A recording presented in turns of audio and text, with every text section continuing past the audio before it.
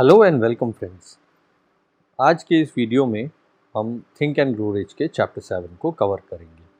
इससे पहले कि हम इस वीडियो को स्टार्ट करें, मेरी आपसे रिक्वेस्ट है कि अगर आपको ये सीरीज़ अच्छी लगी तो प्लीज़ इसे लाइक कीजिए और अगर आप चैनल पर नए हैं तो बेल आइकन प्रेस कर चैनल को सब्सक्राइब कीजिए।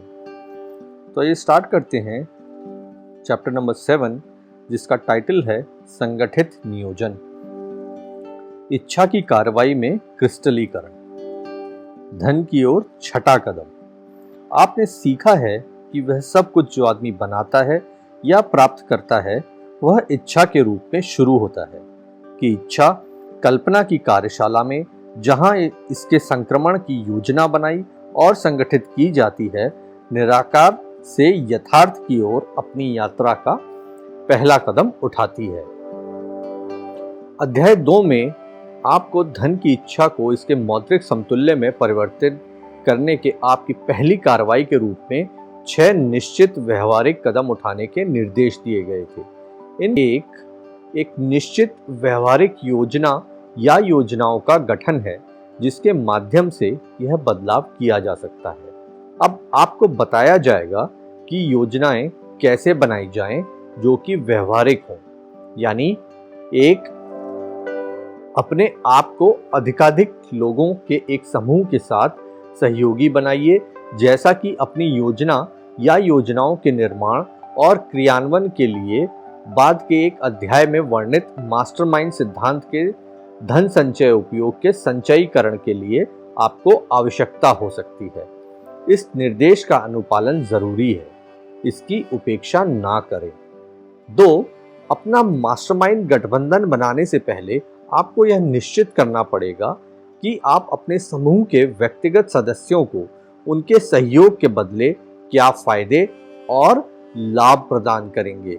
कोई भी किसी प्रकार के प्रतिफल के बिना अनिश्चित काल तक काम नहीं करेगा।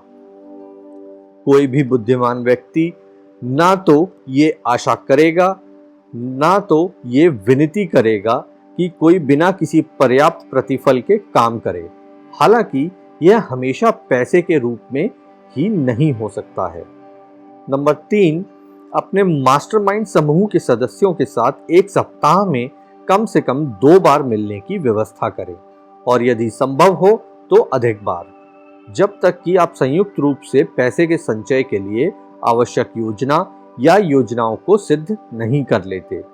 और नंबर 4, अपने आप और अपने मास्टरमाइंड समूह के प्रत्येक सदस्य के बीच पूर्ण सामंजस्य बनाए रखें। यदि आप बाद में इस निर्देश को क्रियान्वित करने में असफल होते हैं तो आपको असफलता मिल सकती है, जहां सही सामंजस्य प्रबल नहीं है। मास्टरमाइंड सिद्धांत प्राप्त नहीं किया जा सकता। इन तथ्यों को ध्यान में रखें। 1, आप एक बड़े महत्व के कारोबार में लगे हुए हैं। सफलता सुनिश्चित होने के लिए आपके पास एक त्रुटि रहित योजना होनी चाहिए। 2, आपको अनुभव, शिक्षा, स्थानीय क्षमता और दूसरे के मन की कल्पना का लाभ अवश्य प्राप्त करना होगा। जिन लोगों ने बड़ी संपत्ति प्राप्त किया है उन सभी ने पद्धति के साथ सामंजस्य स्थापित किया है।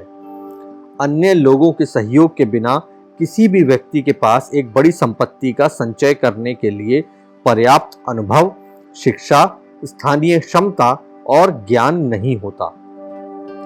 कोई भी योजना जो आप धन जमा करने के प्रयास में अपनाते हैं, आप और आपके मास्टरमाइंड समूह के हर सदस्य का संयुक्त निर्माण होना चाहिए। आप अपनी खुद की योजना पूरी या एक हिस्से से आरंभ कर सकते हैं, लेकिन उन योजनाओं का आपके मास्टरमाइंड अलायंस के सदस्यों द्वारा जांच और अनुमोदन होना चाहिए। यदि पहली योजना जो आपने अपनाई थी सफलतापूर्वक काम नहीं करती तो इसे नई योजना से बदल देना चाहिए। यदि यह नई योजना काम करने में असफल होती है तो इसे भी दूसरी योजना से बदल देना चाहिए और इसी तरह करते रहना चाहिए जब तक कि एक ऐसी योजना नहीं मिल जाती जो काम करती हो। ठीक यही वह बिंदु है जहां अधिकतर लोग उनकी असफल योजनाओं की जगह नई योजना के निर्माण में दृढ़ता की कमी के कारण विफलता प्राप्त करते हैं। सबसे बुद्धिमान व्यक्ति भी पैसा बनाने के किसी भी उपक्रम के में बिना किसी व्यवहारिक और साध्य योजना के सफल नहीं हो सकता।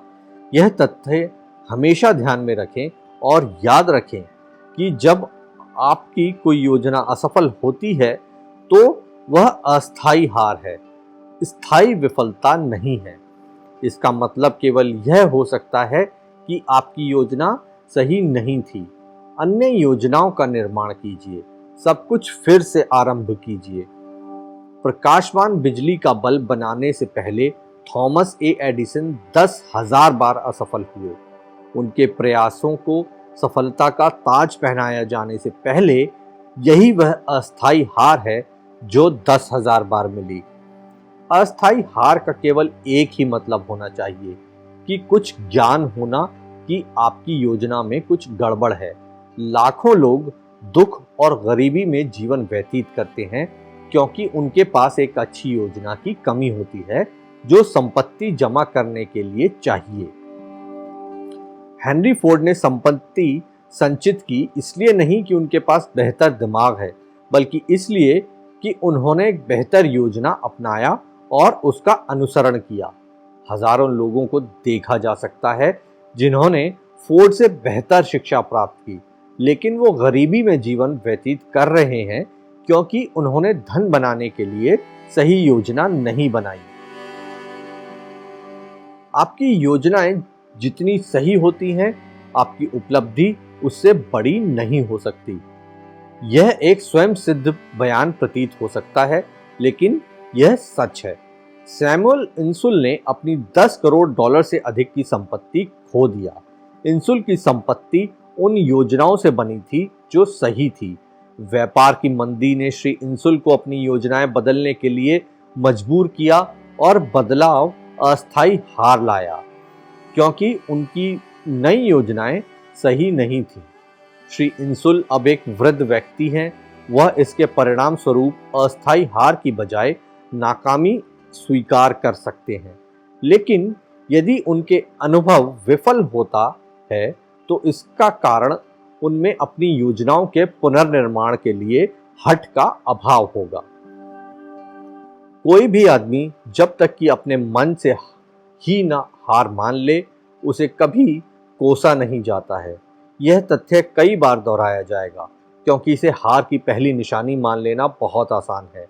जेम्स जे हिल को भी अस्थायी हार का सामना करना पड़ा था जब वह पूर्व से पश्चिम तक एक रेल का निर्माण करने के लिए पहली आवश्यक पूंजी जुटाने का प्रयास कर रहे थे, लेकिन उन्होंने भी नई योजनाओं के माध्यम से हार को जीत में बदल दिया।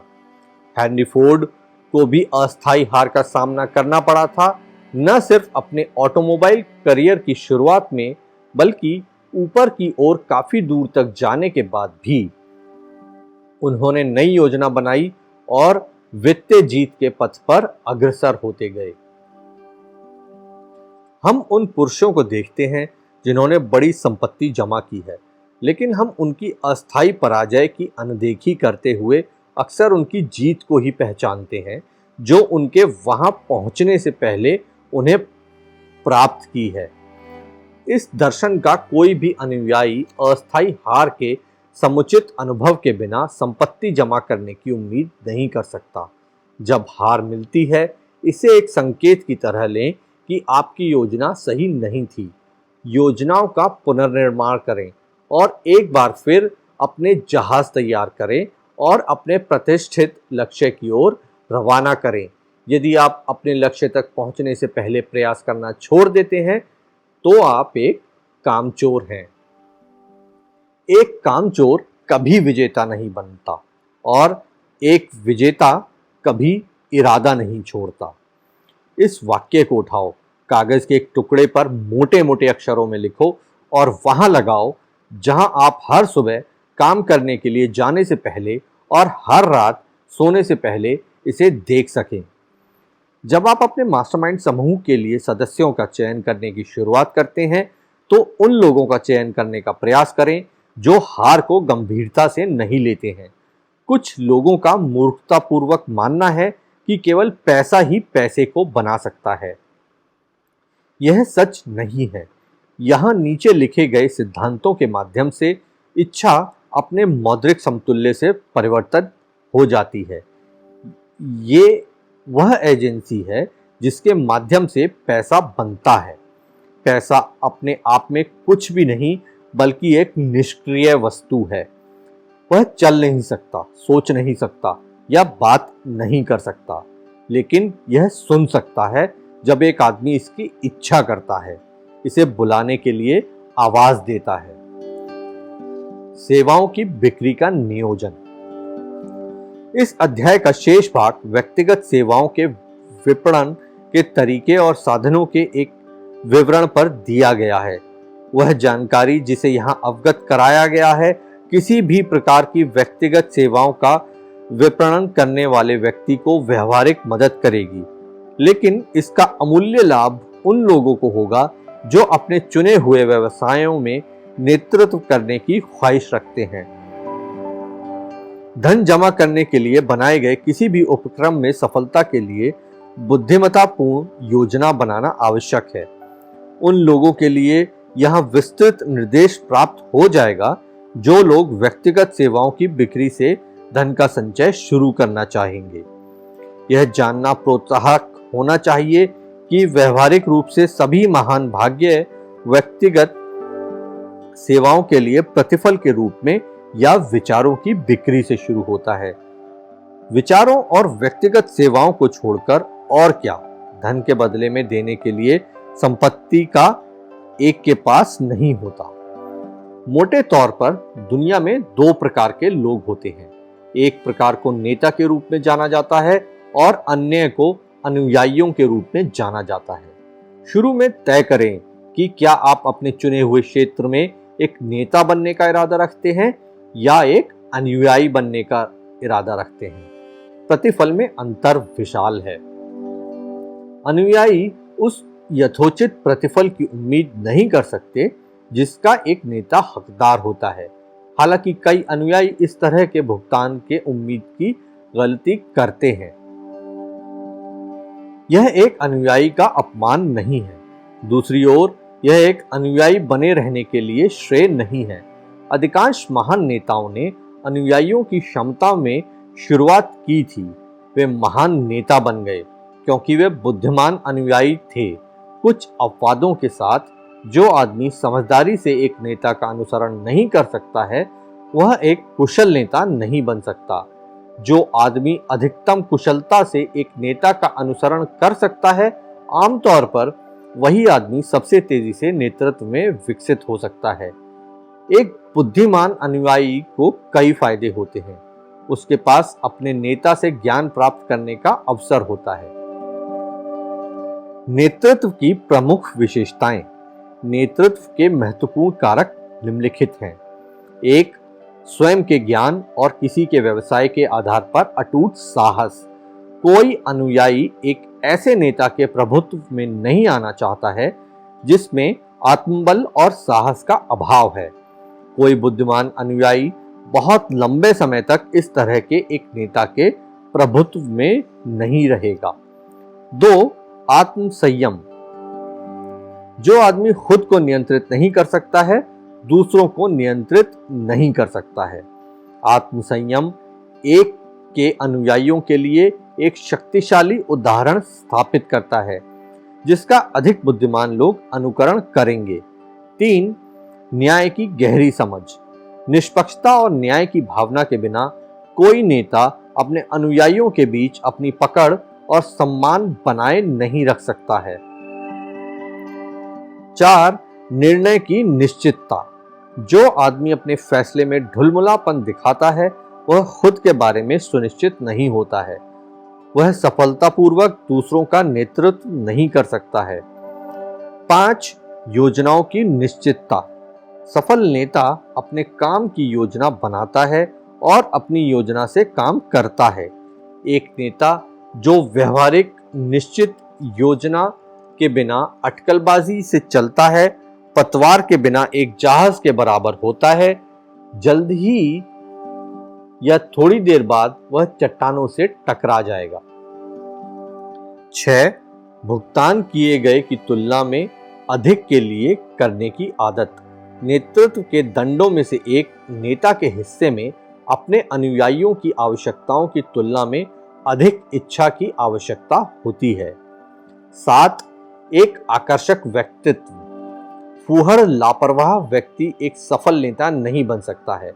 नेतृत्व सम्मान को कहा जाता है।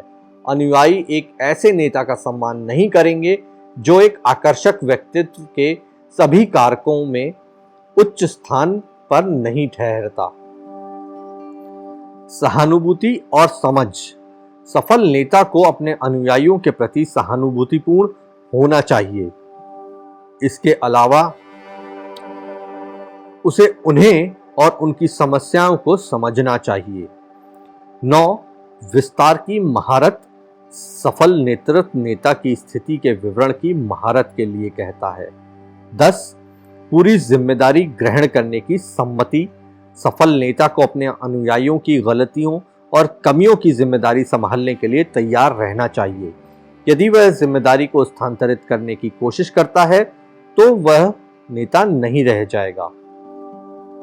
यदि उसका कोई अनुयायी एक गलती करता है और खुद को अक्षम दिखाता है तो नेता को मानना चाहिए कि यह उसकी अपनी विफलता है। 11. सहयोग। सफल नेता को सहकारी प्रयास के सिद्धांत समझना और लागू करना चाहिए और अपने अनुयायियों को ऐसा ही करने के लिए प्रेरित करने में सक्षम होना चाहिए। नेतृत्व शक्ति की मांग करता है और शक्ति सहयोग की मांग करती है।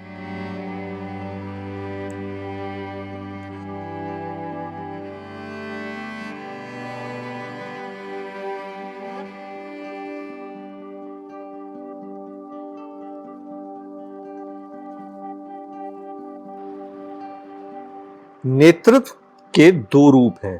पहला और अब तक सबसे प्रभावी, अनुयायियों को सहमति और सहानुभूति के साथ नेतृत्व है। दूसरा, अनुयायियों की सहमति और सहानुभूति के बिना बल द्वारा नेतृत्व है। इतिहास ऐसे सबूतों से भरा पड़ा है कि बल द्वारा नेतृत्व सहन नहीं किया जा सकता है। तानाशाहों और राजाओं का पतन और लुप्त होना महत्वपूर्ण है। इसका मतलब है कि लोग अनिश्चित काल तक बलात् नेतृत्व का पालन नहीं करेंगे। दुनिया ने अभी अभी नेताओं और समर्थकों के बीच संबंधों के एक नए युग में प्रवेश किया है, जो व्यापार और उद्योग में बहुत स्पष्ट रूप से नए नेताओं और नेतृत्व के एक नए ब्रांड की मांग करती है। जो लोग बल द्वारा नेतृत्व के पुराने स्कूल के हैं, उन्हें नेतृत्व के नए ब्रांड की एक समझ हासिल करनी होगी या अनुयायियों की श्रेणी और पंक्ति में निर्वासित हो जाना होगा। इसका कोई दूसरा रास्ता नहीं है। भविष्य में नियोक्ता और कर्मचारी या नेता और अनुयायी का रिश्ता व्यवसाय के लाभ के समान विभाजन पर आधारित आपसी सहयोग में से एक होगा। भविष्य में नियोक्ता और कर्मचारी के रिश्ते अतीत में ऐसे किए गए की तुलना में कहीं अधिक एक साझेदारी की तरह हो जाएंगे। नेपोलियन जर्मनी के कैसर विल्हेम, रूस के ज़ार और स्पेन के राजा बलात नेतृत्व के उदाहरण थे। उनके नेतृत्व बीत चुके हैं।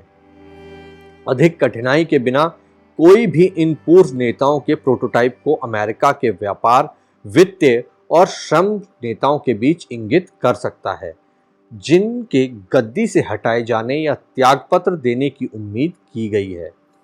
केवल अनुयायियों की सहमति द्वारा नेतृत्व ही वह ब्रांड है जो सहन किया जा सकता है। मनुष्य अस्थायी रूप से बलात् नेतृत्व का अनुसरण कर सकते हैं, लेकिन वे ऐसा खुशी से कभी नहीं करेंगे। नेतृत्व के नए ब्रांड इस अध्याय में वर्णित नेतृत्व के 11 कारकों साथ ही साथ कुछ अन्य कारकों को गले लगा लेंगे।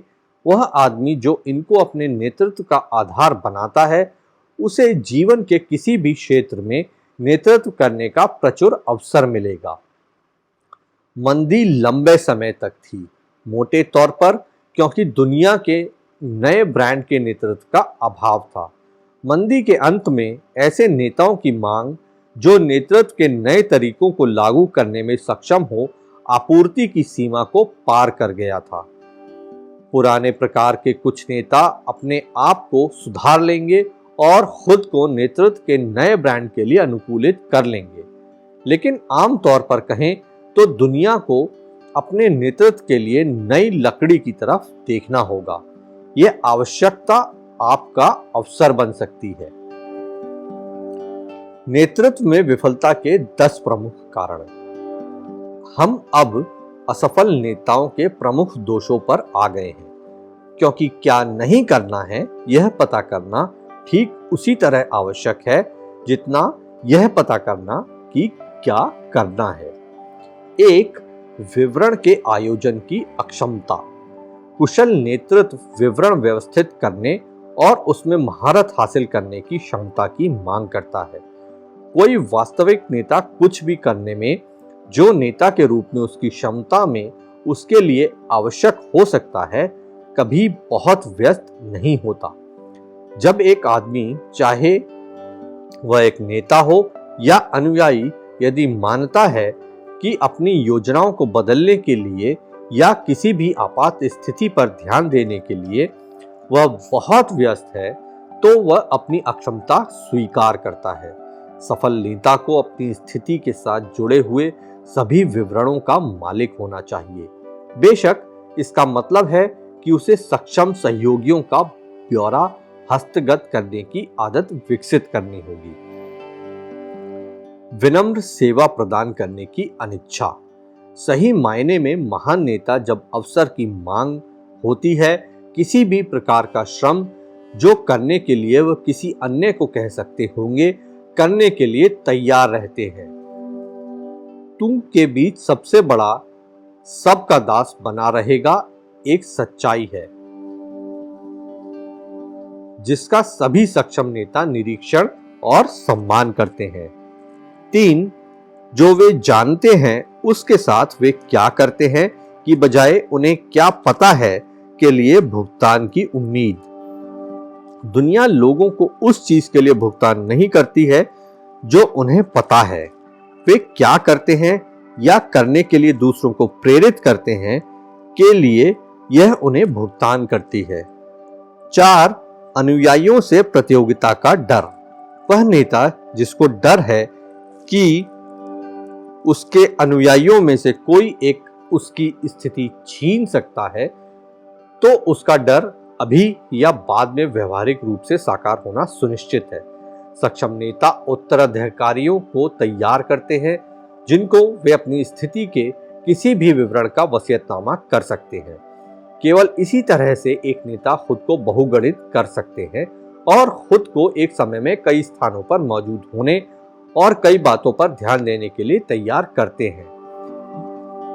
यह एक शाश्वत सत्य है कि व्यक्ति अपने स्वयं के प्रयासों द्वारा जितना कमा सकता है, उसकी तुलना में वे दूसरों से प्रदर्शन करवाने की अपनी क्षमता के लिए संभवतः अधिक वेतन प्राप्त करते हैं। एक कुशल नेता अपने कार्य के, अपने ज्ञान और अपने व्यक्तित्व के चुंबकत्व के माध्यम से दूसरों की दक्षता बढ़ाने और उन्हें उनकी मदद के बिना जितनी वह प्रदान कर सकता है की तुलना में अधिक सेवा और बेहतर सेवा प्रदान करने के लिए प्रेरित कर सकता है। 5, कल्पना की कमी। कल्पना के बिना नेता आपात स्थिति से निपटने और योजना बनाने के काबिल नहीं होता है, जिसके द्वारा अपने अनुयायियों की का कुशलता से मार्गदर्शन किया जा सकता है। 6, स्वार्थपरता। नेता जो अपने अनुयायियों के काम के लिए पूरे सम्मान का दावा करता है, उसकी असंतोष से मुलाकात होना निश्चित है। वास्तव में महान नेता सम्मान का कोई भी दावा नहीं करता है। जब कोई सम्मान उसके अनुयायियों को प्राप्त होता है, वह उसे देखकर संतुष्ट हो जाता है, क्योंकि वह जानता है कि अधिकांश व्यक्ति प्रशस्ति और मान्यता के लिए उसकी तुलना में अधिक कठिन काम करेंगे जितना वे अकेले पैसे के लिए करेंगे। 7, असंयम। अनुयायी एक असंयमी नेता का सम्मान नहीं करते। इसके अलावा अपने विभिन्न रूपों में से किसी भी रूप में असंयम उन सभी लोगों में जो उसमें लिप्त है धीरज और जीवन शक्ति को नष्ट कर देता है। 8. निष्ठाहीनता, इसे शायद सूची में सबसे ऊपर आना चाहिए था। नेता जो अपने ईमान और अपने साथियों, जो उसके वरिष्ठ हैं और जो उसके मातहत हैं, के प्रति वफादार नहीं है, लंबे समय तक अपने नेतृत्व को बनाए नहीं रख सकता। निष्ठाहीनता व्यक्ति को पृथ्वी की धूल की तुलना में तुच्छ के रूप में चिन्हित करती है और व्यक्ति के सर को उस अवमानना से झुका देती है जिसका वह हकदार है। वफादारी की कमी जीवन के हर कदम पर विफलता के प्रमुख कारणों में से एक है। 9. नेतृत्व के प्राधिकार पर जोर। कुशल नेता प्रोत्साहन द्वारा नेतृत्व देता है, अपने अनुयायियों के दिलों में डर पैदा करने की कोशिश करने के द्वारा नहीं। नेता जो अपने अनुयायियों को अपने प्राधिकार से प्रभावित करने की कोशिश करता है, बल के माध्यम से नेतृत्व की श्रेणी में आता है। यदि एक नेता असली नेता है तो उसे अपने आचरण, अपनी सहानुभूति, समझ, निष्पक्षता और एक प्रदर्शन की वह अपने काम को जानता है के अलावा उस तथ्य के विज्ञापन की कोई जरूरत नहीं होगी। 10. पदवी पर जोर। सक्षम नेता को उसे उनके अनुयायियों द्वारा सम्मान देने के लिए किसी पदवी की कोई आवश्यकता नहीं होती है। जो आदमी अपनी पदवी पर बहुत अधिक इतराता है, आमतौर पर जोर देने के लिए उसके पास कुछ खास नहीं होता है। असली नेता के कार्यालय के दरवाजे उन सभी के लिए खुले होते हैं जो प्रवेश करना चाहते हैं, और उसके कार्यस्थल औपचारिकताओं या डींग से मुक्त होते हैं। ये नेतृत्व में विफलता के कारणों में से अधिक सामान्य कारणों में से है। इन गलतियों में से कोई एक भी विफलता को प्रेरित करने के लिए पर्याप्त है। यदि आप नेतृत्व करने की कामना करते हैं तो ध्यान से सूची का अध्ययन कीजिए और सुनिश्चित कीजिए कि आप इन गलतियों से मुक्त हैं। कुछ उपजाऊ क्षेत्र जिनमें नए नेतृत्व की आवश्यकता होगी। इस अध्याय को छोड़ने से पहले आपका ध्यान कुछ उपजाऊ क्षेत्रों पर ले जाया जाएगा जिनमें नेतृत्व की गिरावट आई है और जिनमें एक नए प्रकार का नेता अवसरों की बहुतायत पा सकता है। 1. राजनीति के क्षेत्र में नए नेताओं की सबसे आग्रहपूर्ण मांग है। एक ऐसी मांग जो आपातकालीन स्थिति से कुछ कम का संकेत नहीं करती है। ऐसा मालूम होता है कि अधिकतर राजनेता उच्च कोटि के वैध धूर्त बन गए हैं। उन्होंने करों में वृद्धि की है और उद्योग और व्यापार के प्रशासन को तब तक के लिए भ्रष्ट कर दिया है जब तक लोग इसका बोझ और सहन ना कर सके। 2. बैंकिंग व्यवसाय एक सुधार के दौर से गुजर रहा है। इस क्षेत्र में नेताओं ने लगभग पूरी तरह से जनता का विश्वास खो दिया है। पहले से ही बैंकरों ने सुधार की जरूरत को महसूस कर लिया है और उन्होंने इसे शुरू कर दिया है। 3. उद्योग में नए नेताओं की जरूरत है। पुराने नेता मानव समीकरणों के संबंध में सोचने और कार्रवाई करने की बजाय लाभांश के संबंध में सोचते और कार्रवाई करते थे। उद्योग में भविष्य के नेता को टिके रहने के लिए स्वयं को एक ऐसे आंशिक सार्वजनिक अधिकारी के रूप में मानना होगा जिसका कर्तव्य अपने विश्वास का इस तरह से प्रबंधन करना है कि वह किसी व्यक्ति या व्यक्तियों के समूह को कष्ट ना पहुंचाए। काम करने वाले लोगों का शोषण अतीत की बात है। व्यापार उद्योग के क्षेत्र में नेतृत्व की आकांक्षा करने वाले आदमी और मजदूर यह याद रखें। 4. भविष्य के धार्मिक नेता अपने अनुयायियों की अस्थायी जरूरतों के लिए वर्तमान की उनकी आर्थिक और व्यक्तिगत समस्याओं के समाधान पर अधिक ध्यान देने के लिए और मृत अतीत और अभी तक अजन्मे भविष्य पर कम ध्यान देने के लिए विवश हो जाएंगे। 5. कानून, चिकित्सा तथा शिक्षा के व्यवसायों में नेतृत्व के एक नए ब्रांड और कुछ हद तक नए नेता एक आवश्यकता बन जाएंगे।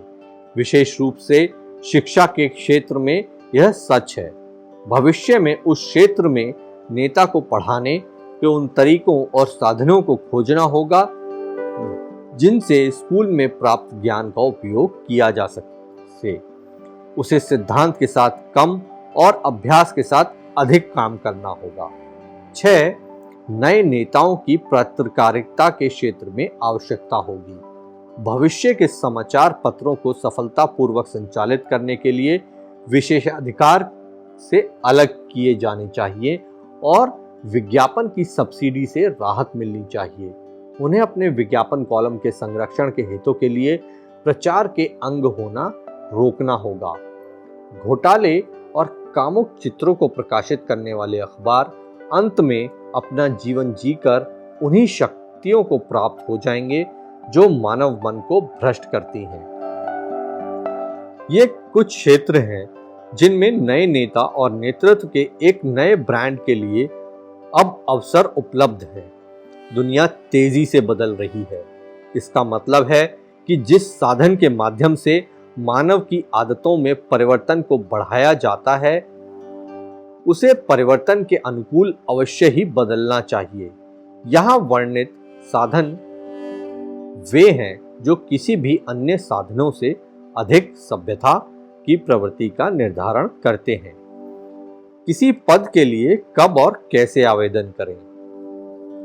यहाँ वर्णित जानकारी उस अनुभव के कई वर्षों का शुद्ध परिणाम है जिसके दौरान हजारों पुरुषों और महिलाओं को प्रभावी ढंग से अपनी सेवाएं बेचने में मदद की गई थी। इसलिए इसे ठोस और व्यवहारिक मानकर भरोसा किया जा सकता है। साधन जिनके माध्यम से सेवाएं बेची जा सकती हैं। अनुभव ने साबित कर दिया है कि निम्नलिखित तरीके एक साथ व्यक्तिगत सेवाओं के खरीदार और विक्रेता को एक साथ लाने के सबसे सीधे और प्रभावी तरीकों को पेश करते हैं। 1. रोजगार ब्यूरो। केवल सम्मानित ब्यूरो का चयन करने में सावधानी बरतनी चाहिए जिसका प्रबंधन संतोषजनक परिणामों की उपलब्धि के पर्याप्त रिकॉर्ड दिखा सकता हो। ऐसे ब्यूरो तुलनात्मक रूप से कुछ ही हैं। 2.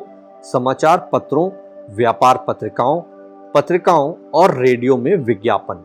आमतौर पर वर्गीकृत विज्ञापन का भरोसा उन लोगों के मामले में संतोषजनक परिणाम का उत्पादन करने के लिए किया जा सकता है जो लिपिक या साधारण वेतनभोगी पदों के लिए आवेदन करते हैं।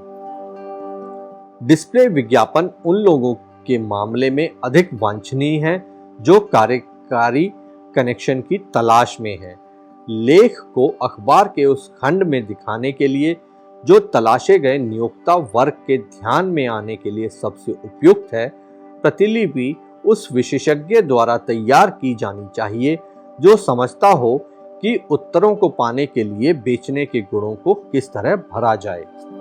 3. व्यक्तिगत आवेदन पत्र जिन्हें सीधे उन विशेष फर्मों या व्यक्तियों को निर्देशित किया जाता है जिन्हें ऐसी सेवाओं की आवश्यकता है जैसी पेश की जा रही है। पत्र बड़ी सफाई से टाइप किए जाने चाहिए और हाथ से हस्ताक्षर होना चाहिए। पत्र के साथ आवेदक की योग्यता का एक पूरा संक्षिप्त या रूपरेखा भेजी जानी चाहिए। आवेदन पत्र और अनुभव या योग्यता का संक्षिप्त दोनों एक विशेषज्ञ द्वारा तैयार किए जाने चाहिए। सूचना की जो आपूर्ति की जानी है इसके लिए निर्देश देखें। 4. व्यक्तिगत परिचितों के माध्यम से आवेदन।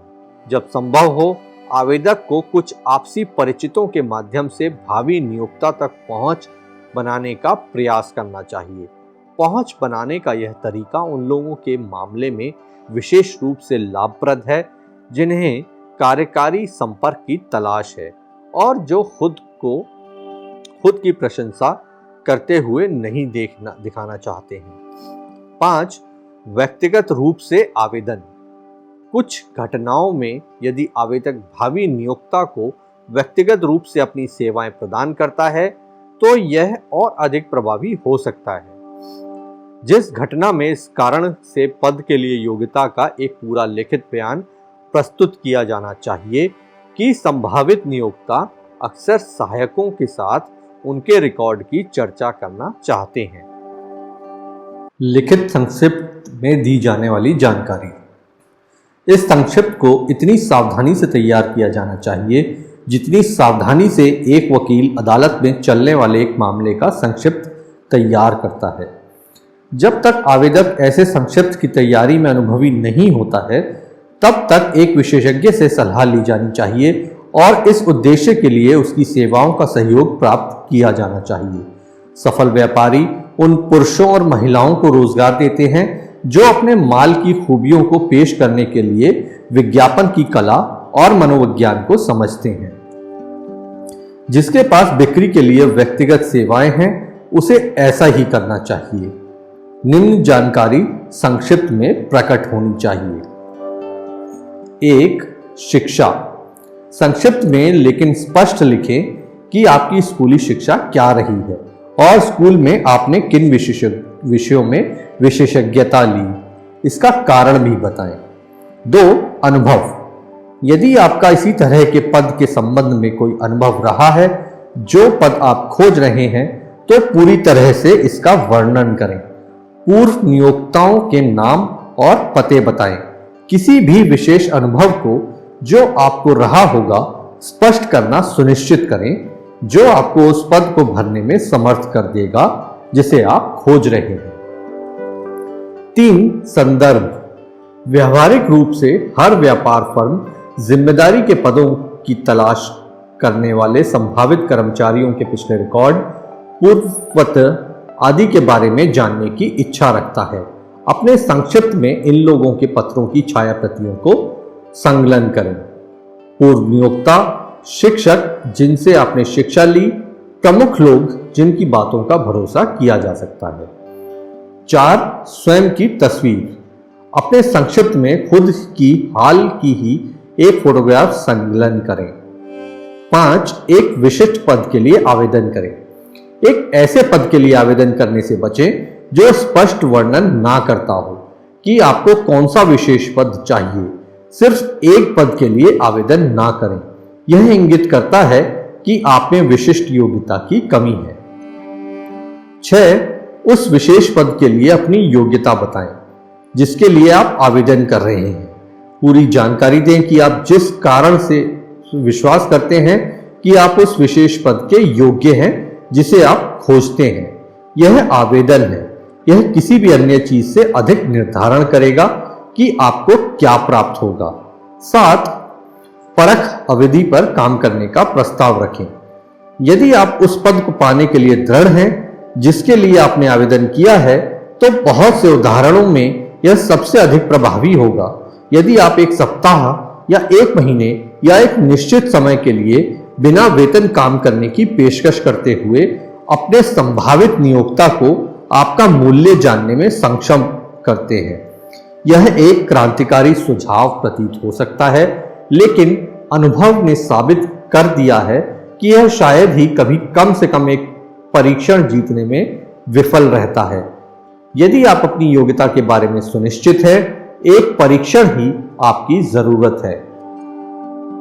संयोग से इस तरह का एक प्रस्ताव इंगित करता है कि आपको अपनी उस पद को भरने की योग्यता में विश्वास है जिसे आप खोज रहे हैं। यह सबसे अधिक विश्वसनीय है। यदि आपके प्रस्ताव को स्वीकार कर लिया जाता है और आप अच्छा करते हैं, तो आपको परिवीक्षा अवधि के लिए संभावना से भी अधिक भुगतान किया जाएगा। आपका प्रस्ताव जिस तथ्य पर आधारित है स्पष्ट करें। अ. पद के लिए अपनी क्षमता में विश्वास। ब. परीक्षण के बाद आपको काम देने के आपके संभावित नियोक्ता के फैसले में आपका विश्वास। स. वांछित पद को पा लेने का आपका दृढ़ संकल्प। 8. अपने भावी नियोक्ता के कारोबार का ज्ञान। एक पद के लिए आवेदन करने से पहले उस व्यापार के साथ खुद को अच्छी तरह से परिचित कराने के लिए व्यापार से संबंधित अनुसंधान करें और अपने संक्षिप्त में इस क्षेत्र में प्राप्त किए जा चुके ज्ञान का संकेत दें। यह प्रभावशाली होगा क्योंकि यह संकेत देगा कि आपने उस पद के लिए कल्पना और वास्तविक रुचि है जिसकी आप कोशिश कर रहे हैं। याद रखें कि कि सबसे अधिक कानून जानने वाला वकील नहीं होता है, बल्कि वह होता है जो सबसे अच्छे तरीके से अपने मामले तैयार करता है, जो जीतता है। यदि आपका केस ठीक तरह से तैयार और प्रस्तुत किया जाता है तो आधी से ज्यादा जीत तो शुरू में ही मिल जाती है। अपने संक्षिप्त को बहुत लंबा बनाने से डरे नहीं। नियोक्ता भी सुयोग्यता प्राप्त आवेदकों की सेवाएं खरीदने में उतनी ही दिलचस्पी लेते हैं जितनी आप रोजगार हासिल करने में लेते हैं। वास्तव में सबसे सफल नियोक्ताओं की सफलता मुख्य रूप से सुयोग्यता प्राप्त सहयोगियों के चयन करने की उनकी क्षमता की वजह से होती है। वे सभी जानकारियां उपलब्ध होना चाहते हैं। एक और बात याद रखें, आपके संक्षिप्त की तैयारी में सफाई यह संकेत देगी कि आप एक श्रमसाध्य व्यक्ति हैं। मैंने अपने ग्राहकों को ऐसे संक्षिप्त तैयार करने में मदद की है जो इतने आकर्षक और असाधारण थे कि व्यक्तिगत साक्षात्कार के बिना ही आवेदक को रोजगार मिल गया। जब आपका संक्षिप्त पूरा हो चुका हो, इसे बड़े करीने से एक अनुभवी जल्दसाज से बंधवाएं और एक कलाकार से या प्रिंटर द्वारा लिखवाएं। निम्न के समान रॉबर्ट के स्मिथ की योग्यता का संक्षिप्त द ब्लैक कंपनी इंक के अध्यक्ष के निजी सचिव पद के लिए आवेदन। यह निजी स्पर्श निश्चित रूप से ध्यान आकर्षित करता है। अपने संक्षिप्त को बड़े करीने से सबसे अच्छे प्राप्त कागज पर टाइप या प्रिंट करवाएं और पुस्तक कवर किस्म के एक भारी कागज से इसे बंधवाएं। जल्दसाज बदल दिया जाना चाहिए और यदि इसे एक से अधिक कंपनी में दिखाया जाना है तो उचित फर्म का नाम बदलें। अपने संक्षिप्त के एक पृष्ठ पर आपका फोटोग्राफ चिपकाया जाना चाहिए। इन निर्देशों का पालन करें और उन पर सुधार करते रहें जहां भी आपकी कल्पना सुझाव दे।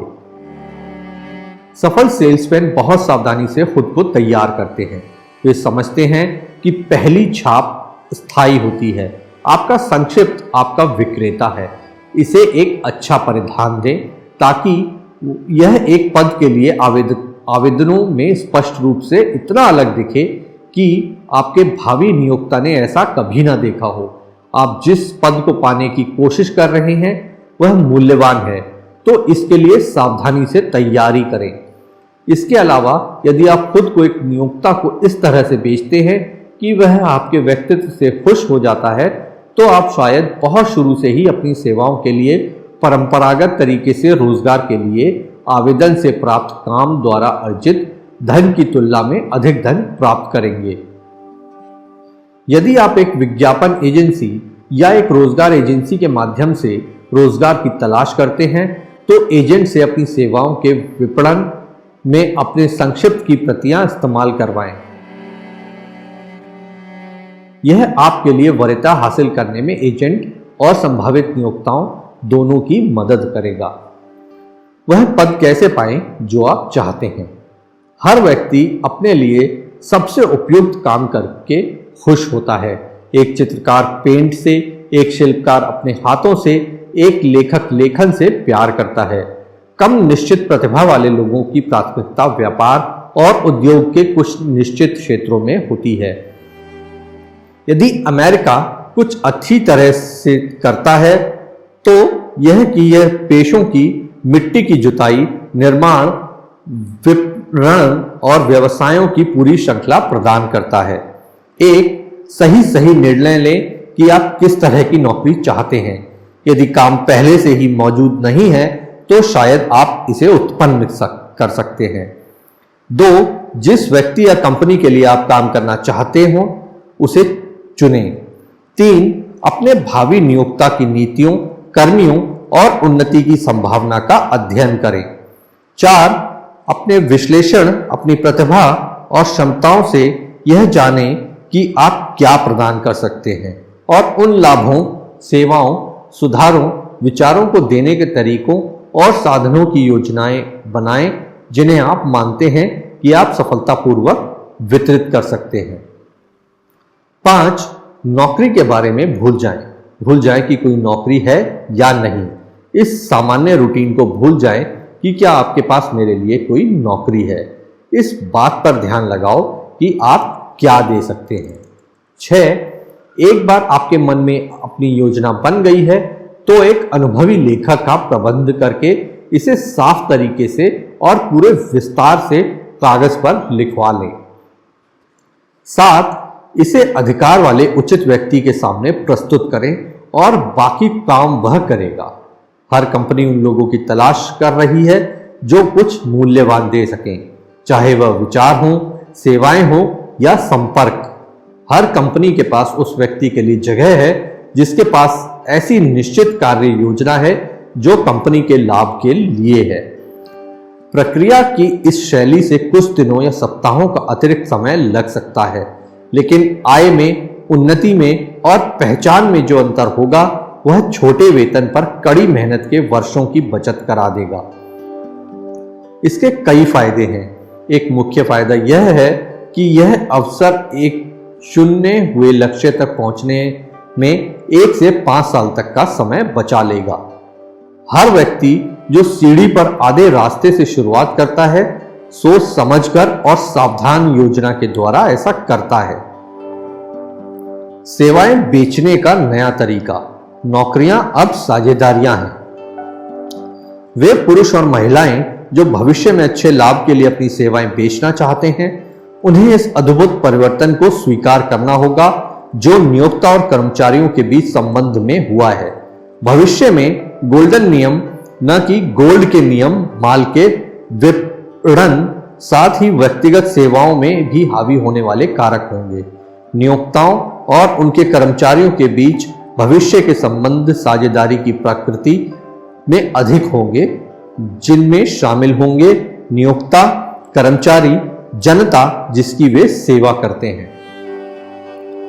व्यक्तिगत सेवाओं के विपणन का यह नया तरीका कई कारणों के लिए नया कहा जाता है। पहला, भविष्य के नियोक्ता और कर्मचारी दोनों सहकर्मी माने जाएंगे जिनका काम निपुणता से जनता की सेवा करना होगा। पुराने समय में नियोक्ताओं और कर्मचारियों ने अपने बीच सौदेबाजी की हुई है, एक दूसरे से जितना हो सके अधिकतम लाभ कमाते हुए, बिना इसका विचार किए कि अंतिम विश्लेषण में वे वास्तविकता में तीसरे पक्ष की कीमत पर सौदेबाजी कर रहे थे, अर्थात जनता जिसकी वे सेवा करते थे।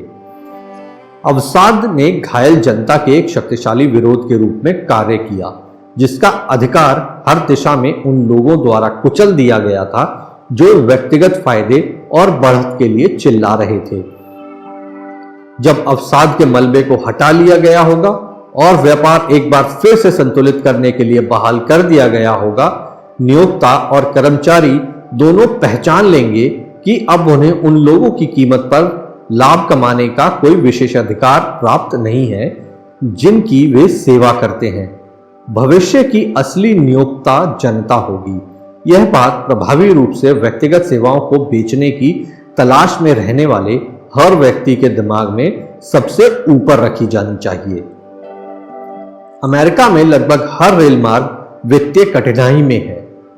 वह दिन किसे याद नहीं जब यदि किसी नागरिक ने टिकट कार्यालय में एक गाड़ी के प्रस्थान के समय के बारे में पूछ लिया तो उसे विनम्रता से जानकारी देने की बजाय अचानक बुलेटिन बोर्ड के पास भेज दिया जाता था।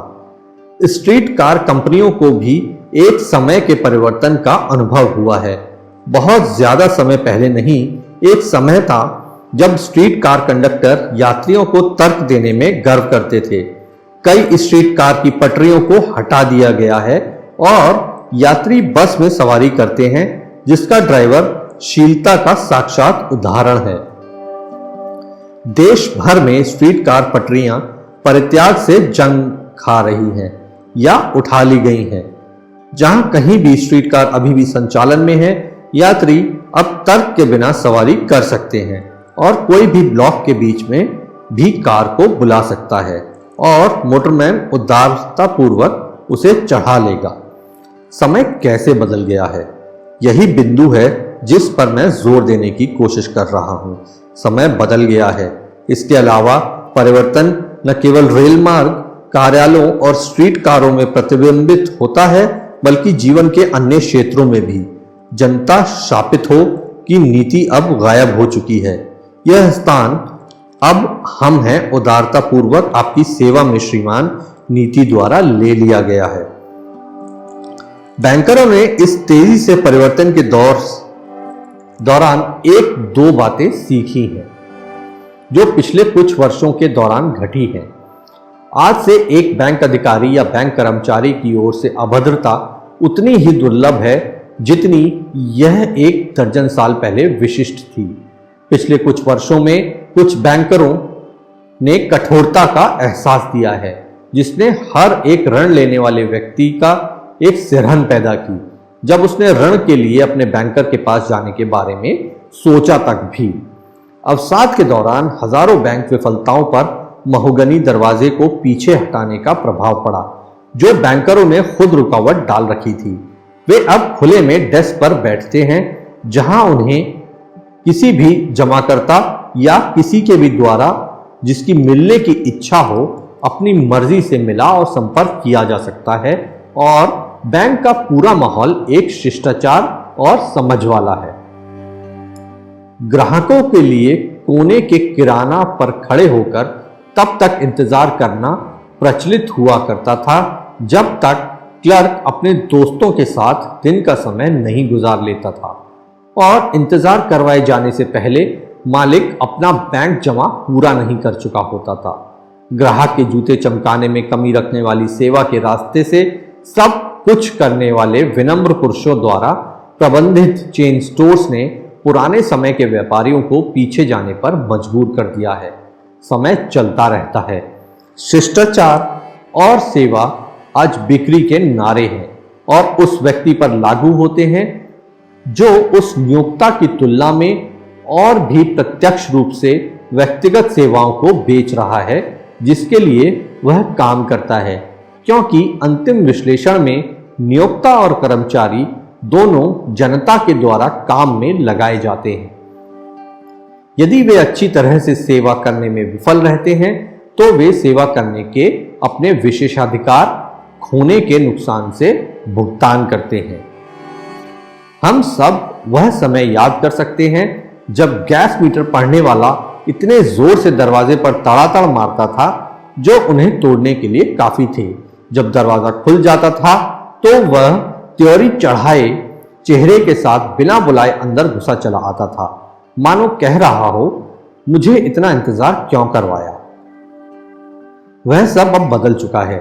मीटर पढ़ने वाला आदमी अब एक सज्जन के रूप में खुद को पेश करता है जो अब मानो कह रहा हो आपकी सेवा से मुझे खुशी होगी सर। इससे पहले कि गैस कंपनियां यह सीखती कि हमारे त्योरी चढ़ाए मीटर पढ़ने वाले कभी न चुकाई जाने वाली देनदारियां जमा कर रहे हैं, तेल बर्नर के विनम्र सेल्समैन आए और भूमि कार्यालय का व्यापार किया। अवसाद के दौरान मैंने पेंसिल्वेनिया के एंथ्रेसाइट कोयला क्षेत्र में कई महीने उन परिस्थितियों का अध्ययन करते हुए बिताए जिन्होंने कोयला उद्योग को लगभग नष्ट कर दिया।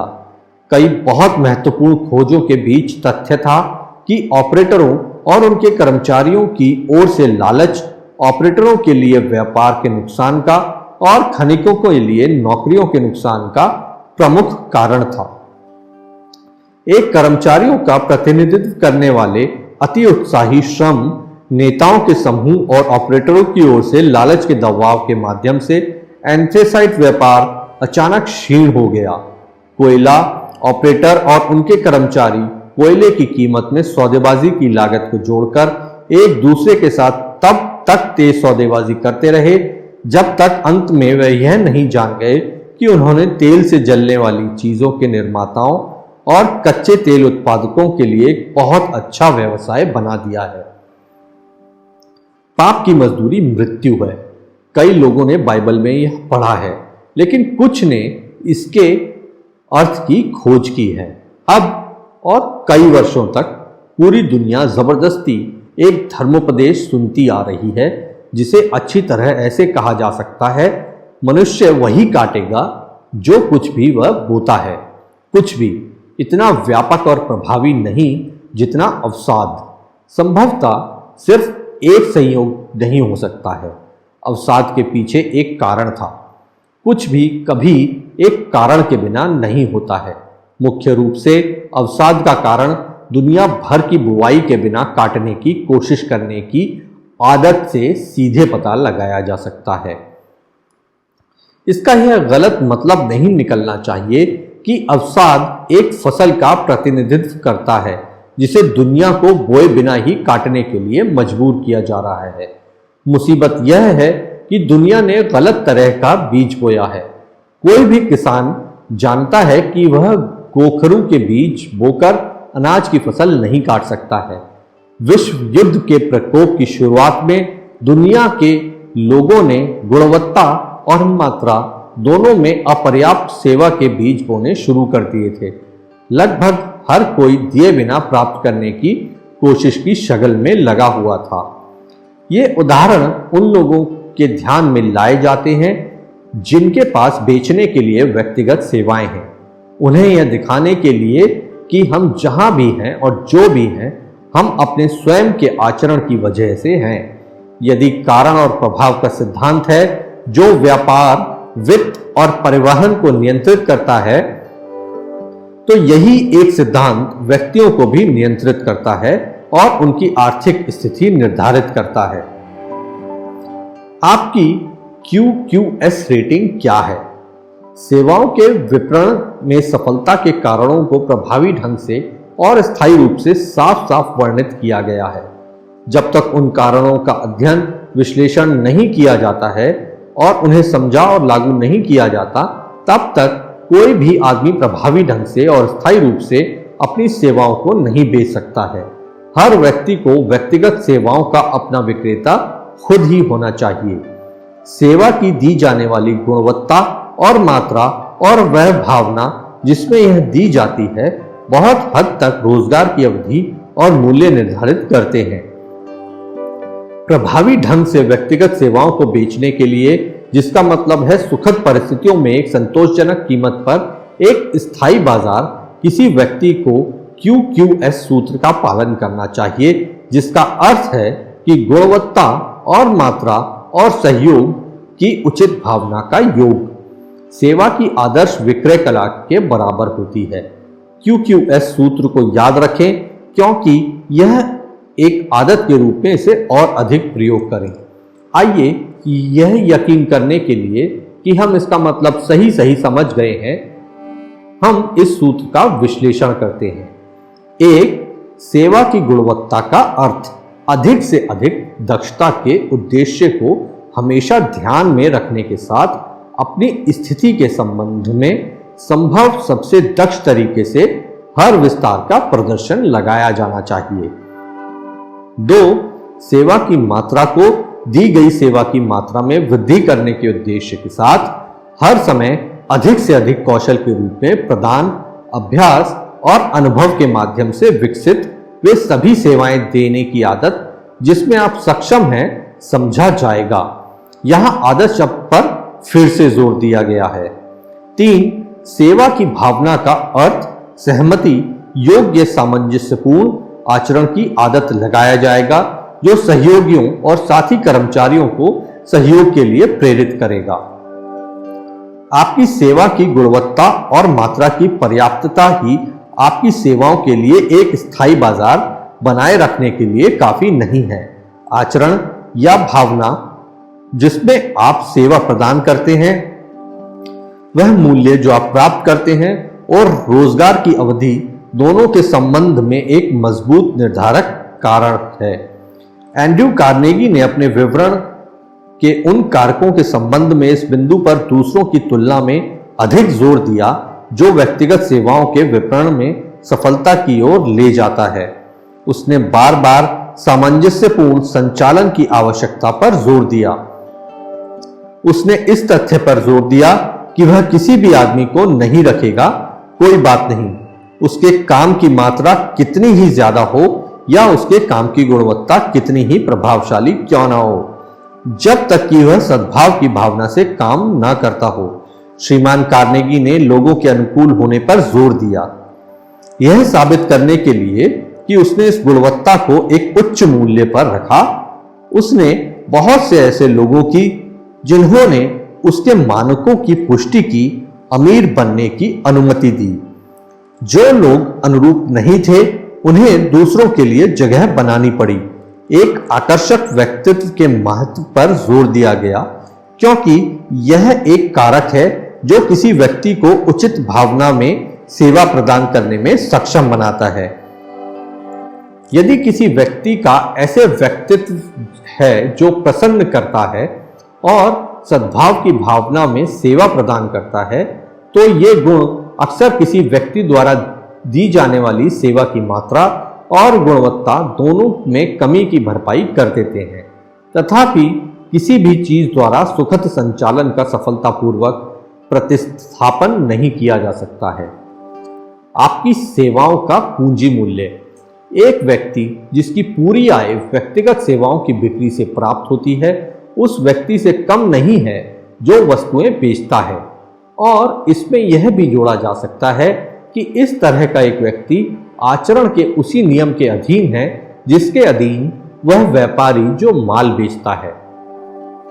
इस बात पर जोर दिया गया है क्योंकि अधिकतर लोग जो व्यक्तिगत सेवाओं की बिक्री से निर्वाह करते हैं, वे खुद को आचरण के नियमों और उन लोगों से जुड़ी जिम्मेदारियों से मुक्त समझने की गलती करते हैं जो वस्तुओं को बेचने में लगे हुए हैं।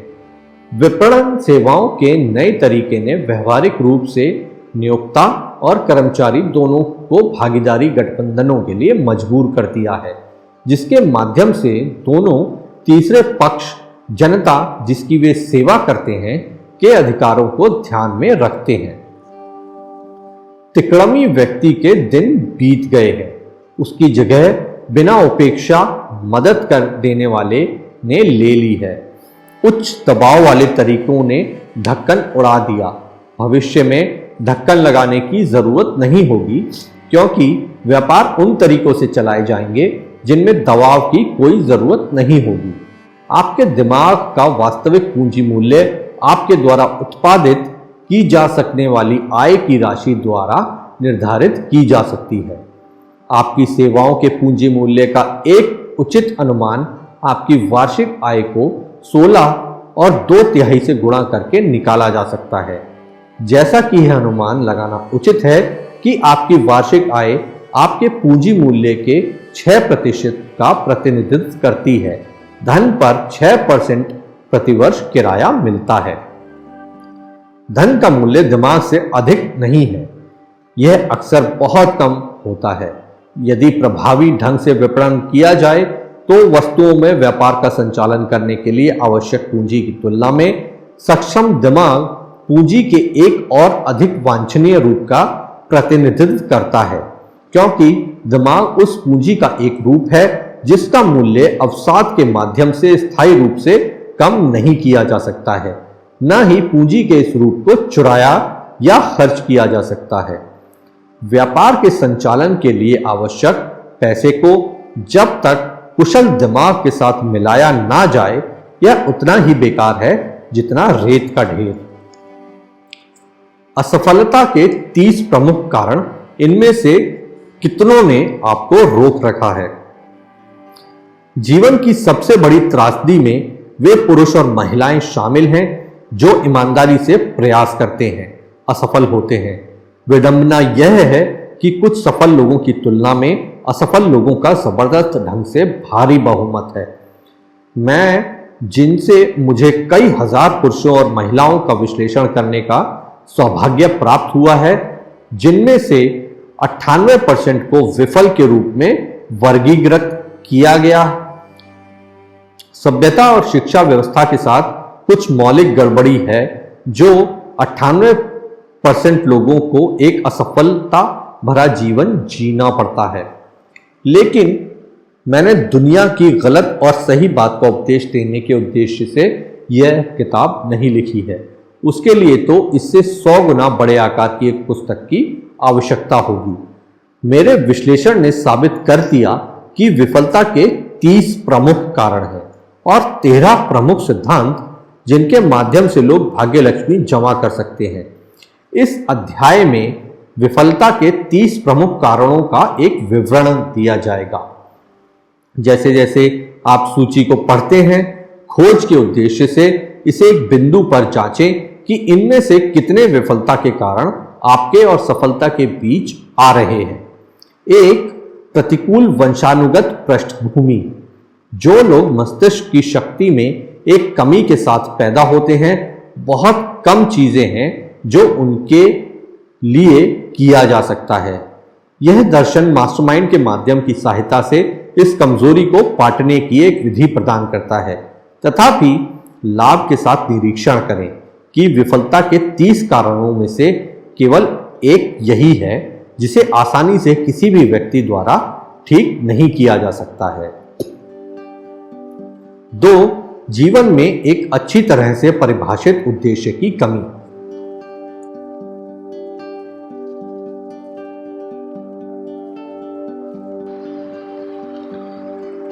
एक ऐसे व्यक्ति के लिए सफलता की कोई उम्मीद नहीं है जिसका कोई केंद्रीय उद्देश्य नहीं है या कोई निश्चित लक्ष्य जिस पर निशाना लगाया जाए।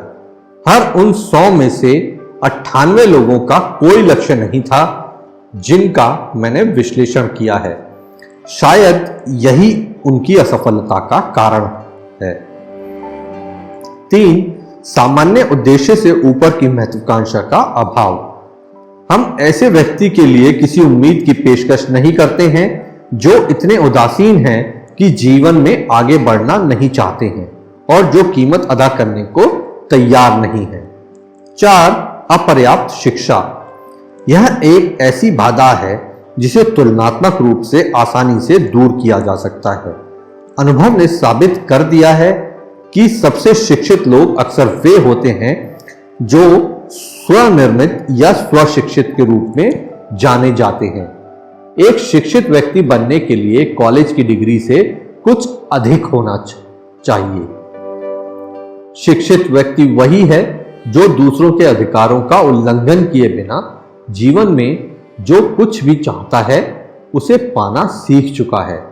शिक्षा में बहुत ज्ञान ही नहीं होता है, लेकिन ज्ञान का प्रभावी ढंग से और लगातार प्रयोग भी शामिल होता है। पुरुषों को केवल उनके ज्ञान के लिए भुगतान नहीं किया जाता, बल्कि विशेष रूप से इसके लिए वे अपने ज्ञान के साथ क्या करते हैं। 5. आत्म अनुशासन की कमी। अनुशासन आत्मनियंत्रण के माध्यम से आता है। इसका अर्थ है आपको सभी नकारात्मक गुणों पर नियंत्रण रखना चाहिए। स्थिति को नियंत्रित करने से पहले आपको खुद पर अवश्य नियंत्रण रखना चाहिए। आत्म संयम से निपटना सबसे मुश्किल काम है। यदि आप स्वयं को जीत नहीं सकते तो आप स्वयं के द्वारा जीत लिए जाएंगे। आप एक दर्पण के सामने खड़े होकर एक ही समय अपना सबसे अच्छा दोस्त और अपना सबसे बड़ा दुश्मन दोनों एक साथ देख सकते हैं। बुरा स्वास्थ्य। कोई भी व्यक्ति अच्छे स्वास्थ्य के बिना उत्कृष्ट सफलता का आनंद नहीं ले सकता है। बुरे स्वास्थ्य के कई कारण महारत और नियंत्रण के अधीन हैं। इनमें से मुख्य है स्वास्थ्य के लिए प्रतिकूल खाद्य पदार्थ ज्यादा खाना, विचारों की गलत आदतें, नकारात्मक बातों को अधिक अभिव्यक्ति देना, सेक्स का गलत उपयोग और अधिक भोग, समुचित शारीरिक व्यायाम की कमी, अनुचित तरह से सांस लेने के कारण ताजा हवा की अपर्याप्त आपूर्ति। 7. बचपन के दौरान प्रतिकूल पर्यावरणीय प्रभाव। जैसे टहनी मोड़ेंगे वैसे ही पेड़ उगेंगे। आपराधिक प्रवृत्तियों वाले ज्यादातर लोगों को बचपन के दौरान अनुचित, संगत और बुरे माहौल के परिणाम के रूप में ये प्राप्त होती है। 8. टालमटोल। यह विफलता के सबसे सामान्य कारणों में से एक है। बूढ़े आदमी की टालमटोल ये हमेशा हर इंसान की छाया में खड़ा उसकी सफलता को खराब करने की संभावना के अवसर का इंतजार करता रहता है। हम में से अधिकांश लोग जीवन भर असफल रहते हैं क्योंकि हम कुछ सार्थक करना शुरू करने के लिए सही समय का इंतजार करते रहते हैं। इंतजार नहीं करें, समय कभी भी सही नहीं होगा। आप जहां खड़े हैं वहीं से शुरू करें और आपके पास अधिकार में जो कुछ भी उपकरण हैं उन्हीं के साथ काम करें और जैसे जैसे आप बढ़ेंगे बेहतर उपकरण मिल जाएंगे। 9. हठ की कमी। हम में से अधिकांश लोग अपने शुरू किए गए काम में अच्छी शुरुआत करने वाले लेकिन कमजोर समापन करने वाले होते हैं। इसके अलावा लोगों की हार के पहले संकेत पर हार मान लेने की प्रवृत्ति होती है। दृढ़ता का कोई विकल्प नहीं है। वह व्यक्ति जो हठ को अपना संकेत शब्द बनाता है पाता है कि बूढ़े आदमी की विफलता थक जाती है और प्रस्थान कर जाती है। असफलता दृढ़ता का सामना नहीं कर सकती। 10. नकारात्मक व्यक्ति। एक नकारात्मक व्यक्तित्व के कारण जो व्यक्ति सब लोगों को खुद से दूर कर देता है उसकी सफलता की कोई उम्मीद नहीं है। सफलता शक्ति के प्रयोग से आती है और शक्ति अन्य लोगों के सहकारी प्रयासों के माध्यम से प्राप्त की जाती है। एक नकारात्मक व्यक्तित्व सहयोग को प्रेरित नहीं करेगा। 11. नियंत्रित यौन आग्रह की कमी। सेक्स ऊर्जा सभी उत्तेजनाओं में सबसे शक्तिशाली होती है जो लोगों को कार्रवाई के लिए प्रेरित करती है। चूंकि ये सबसे अधिक शक्तिशाली भावनाएं हैं, इनको रूपांतरण के माध्यम से नियंत्रित करना चाहिए और अन्य चैनलों में परिवर्तित किया जाना चाहिए। कुछ नहीं के बदले कुछ की अनियंत्रित इच्छा। जुआवृत्ति लाखों लोगों को विफलता के लिए बाध्य कर देती है। इस बात का सबूत 1929 के वॉल स्ट्रीट क्रैश के एक अध्ययन में पाया जा सकता है, जिसके दौरान लाखों लोगों ने स्टॉक मार्जिन पर जुआ खेलकर पैसे बनाने की कोशिश की। 13. निर्णय की एक अच्छी तरह से परिभाषित शक्ति की कमी। सफल होने वाले लोग निर्णयों पर तुरंत पहुंचते हैं और अगर बदलते हैं तो बहुत धीरे धीरे। असफल लोग निर्णय लेना है तो बहुत धीरे धीरे निर्णय तक पहुंचते हैं। उन्हें अक्सर और जल्दी जल्दी बदलते हैं और निर्णय और टालमटोल जुड़वा भाई है। जहां एक मिल गया है दूसरा भी आमतौर पर वहीं पाया जा सकता है। इससे पहले कि ये आपके पैरों को बांधकर विफलता के ट्रेडमिल पर चढ़ा दें, इस जोड़ी को मार दें। 14. बुनियादी डरों में से एक या एक से अधिक डर। बाद के एक अध्याय में इन डरों का आपके लिए विश्लेषण किया गया है। प्रभावी रूप से अपनी सेवाएं बेचने से पहले उन पर महारत हासिल की जानी चाहिए। 15. शादी में गलत जीवन साथी का चयन। असफलता का यह एक सबसे आम कारण है। विवाह का संबंध लोगों को घनिष्ठ संपर्क में लाता है। जब तक इस संबंध में सामंजस्य ना हो, विफलता की आपका पीछा करने की संभावना है। इसके अलावा महत्वाकांक्षा के सभी लक्षणों को नष्ट करने वाला यह विफलता का एक रूप होगा जो दुख और कष्ट द्वारा चिन्हित होगा। 16. अति सावधानी। उस व्यक्ति को जो कोई भी जोखिम नहीं लेता, आमतौर पर सभी के चुन लेने के बाद बचा हुआ लेना पड़ता है। अधिक सावधानी भी उतनी ही बुरी है जितनी की कम सावधानी। दोनों ही से बचना चाहिए। जीवन स्वयं जोखिम तत्व से भरा है। 17. व्यवसाय में सहयोगियों का गलत चयन। यह व्यापार में विफलता के सबसे सामान्य कारणों में से एक है। व्यक्तिगत सेवाओं के विपणन में एक नियोक्ता के चयन में बहुत सावधानी बरतनी चाहिए। नियोक्ता वह हो जो एक प्रेरणा बने और जो स्वयं बुद्धिमान और सफल हो। हम उसका अनुसरण करते हैं जिसके सबसे ज्यादा निकट होते हैं। एक ऐसा नियोक्ता चुनो जो अनुसरण करने लायक हो। 18. अंधविश्वास और पूर्वाग्रह। अंधविश्वास डर का एक रूप है। यह अज्ञानता का भी एक संकेत है। सफल होने वाले लोग दिमाग खुला रखते हैं और किसी से नहीं डरते हैं। 19. एक गलत पेशे का चयन। कोई भी आदमी उस प्रयास के मार्ग में सफल नहीं हो सकता है जिसे वह पसंद नहीं करता। व्यक्तिगत सेवाओं के विपणन में सबसे जरूरी कदम एक व्यवसाय को चुनने का है जिसमें आप पूरे दिल से अपने आप को झोंक सकें। 20. प्रयास की एकाग्रता की कमी। सभी व्यापारों की थोड़ी थोड़ी जानकारी वाला व्यक्ति शायद ही कभी किसी एक में कुशल हो सकता है। अपने सभी प्रयासों का ध्यान एक निश्चित मुख्य उद्देश्य पर लगाओ। 21 अंधाधुंध खर्च करने की आदत।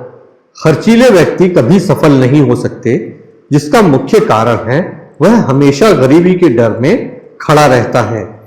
अपनी आय का एक निश्चित प्रतिशत एक तरफ रखकर व्यवस्थित बचत करने की आदत बनाएं। व्यक्तिगत सेवाओं की बिक्री के समय बैंक में पैसा आपको साहस की एक बहुत ही सुरक्षित नींव देता है। पैसे के बिना जो भी आपको पेश किया जाता है वह लेना ही होगा और इसे पाकर खुश होना चाहिए। 22 उत्साह की कमी। उत्साह के बिना कोई विश्वसनीय नहीं हो सकता। इसके अलावा उत्साह संक्रामक है और जिसके पास भी यह नियंत्रण में है, आमतौर पर उस व्यक्ति का लोगों के किसी भी समूह में स्वागत किया जाता है। 23 असहिष्णुता। किसी भी विषय पर एक बंद दिमाग वाला व्यक्ति शायद ही कभी आगे जाता है। असहिष्णुता का अर्थ है जब किसी ने ज्ञान प्राप्त करना बंद कर दिया हो। असहिष्णुता के सबसे विनाशकारी रूप धार्मिक, जातीय और राजनीतिक विचारों के मतभेदों के साथ जुड़े हुए हैं। 24 असंयम। नशाखोरी के सबसे विनाशकारी रूप खाने, मदिरा और यौन गतिविधियों के साथ जुड़े हुए हैं। इनमें से किसी की भी अति सफलता के लिए घातक है। 25 दूसरों के साथ सहयोग में असमर्थता। इतने अधिक लोग अन्य सभी संयुक्त कारणों के से भी अवसर नहीं खोते जितने इस गलती के कारण जीवन में अपने पदों और बड़े अवसरों को खो देते हैं। यह एक गलती है जिसे कोई भी अच्छा जानकार व्यापारी या नेता बर्दाश्त नहीं करेगा। 26 स्वयं प्रयास के माध्यम से हासिल नहीं की हुई शक्ति का स्वामित्व। धनी लोगों की बेटियां और बेटे और दूसरे जो उस पैसे के वारिस हैं जो उन्होंने नहीं कमाई, किसी ऐसे के हाथ में शक्ति जिसने इसे धीरे धीरे हासिल नहीं किया, सफलता के लिए अक्सर घातक है। जल्दी से मिली अमीरी गरीबी से भी ज्यादा खतरनाक होती है। 27 जानबूझकर बेईमानी। ईमानदारी का कोई विकल्प नहीं है। एक स्थायी क्षति के बिना कोई व्यक्ति परिस्थितियों के बल द्वारा स्थायी रूप से बेईमान हो सकता है जिस पर उसका कोई नियंत्रण नहीं है, लेकिन ऐसे व्यक्ति के लिए कोई उम्मीद नहीं है जो चुनाव से बेईमान है। कभी ना कभी वह अपने कर्मों के साथ पकड़ा जाएगा और उसे प्रतिष्ठा की हानि और शायद स्वतंत्रता की हानि के रूप में भुगतान करना होगा। 28 अहंकार और घमंड। ये गुण लाल बत्तियां हैं जो दूसरों को दूर रहने की चेतावनी देती है। ये सफलता के लिए घातक है। 29 सोच के बजाय अनुमान लगाना। अधिकांश लोग इतने उदासीन या आलसी होते हैं कि सही ढंग से सोचने के लिए तथ्यों को भी प्राप्त नहीं करते। वे अटकलबाजी या तीव्र निर्णय के द्वारा बनाई गई राय पर कार्य करना पसंद करते हैं। 30 पूंजी की कमी। गलतियों के सदमे को अवशोषित करने के लिए और जब तक कि एक प्रतिष्ठा स्थापित ना हो चुके तब तक उन्हें आगे बढ़ने के लिए पर्याप्त आरक्षित पूंजी के पहली बार व्यापार शुरू करने वालों में यह विफलता का एक आम कारण है। इसके तहत असफलता के किसी विशेष कारण का नाम लें जिसका आपको सामना करना पड़ा है लेकिन पूर्वगामी सूची में शामिल नहीं किया गया है। असफलता के इस 30 प्रमुख कारणों में जीवन की त्रासदी का वर्णन पाया जाता है जो व्यवहारिक रूप से हर व्यक्ति पर लागू होता है जो कोशिश करता है और विफल रहता है। यह सहायक होगा यदि आप किसी को प्रेरित कर सकें जो आपको अच्छी तरह से जानता हो, आपके साथ इस सूची को पढ़े और विफलता के 30 कारणों से आपका विश्लेषण करने में आपकी मदद कर सके। यदि आप अकेले इसकी कोशिश करते हैं तो यह फायदेमंद हो सकता है, लेकिन ज्यादातर लोग खुद को वैसे नहीं देखते जैसे दूसरे लोग उन्हें देखते हैं। आप भी उनमें से हो सकते हैं जो ऐसा नहीं कर सकते। सबसे पुरानी सलाह है अपने आप को जानो। यदि आप सफलतापूर्वक माल बाजार में बेचते हैं तो आपको माल के बारे में पता होना चाहिए। यही बात व्यक्तिगत सेवाओं के विपणन में भी सच है।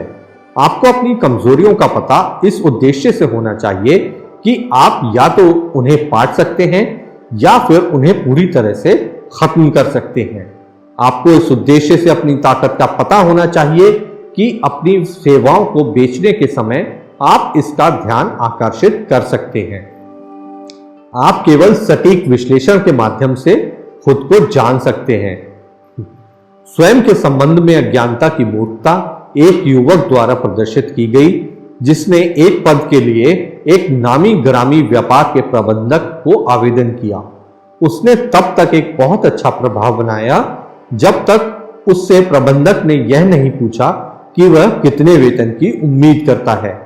उसने उत्तर दिया कि उसके दिमाग में कोई निश्चित राशि नहीं है। तब प्रबंधक ने कहा, हम आपको उतना वेतन देंगे जिसके लायक आप हो, पर हम एक सप्ताह के लिए आपको देखेंगे। आवेदक ने कहा, मैं इसे स्वीकार नहीं करूंगा, क्योंकि जहां मैं अभी कार्यरत हूं वहां मुझे उससे ज्यादा प्राप्त हो रहा है। आप भी अपनी वर्तमान स्थिति में अपने वेतन के पुनः समायोजन के लिए बातचीत करने के लिए या कहीं और रोजगार की तलाश शुरू करने से पहले सुनिश्चित करें कि जो मूल्य आपको अभी मिल रहा है आप उससे अधिक के लायक हैं।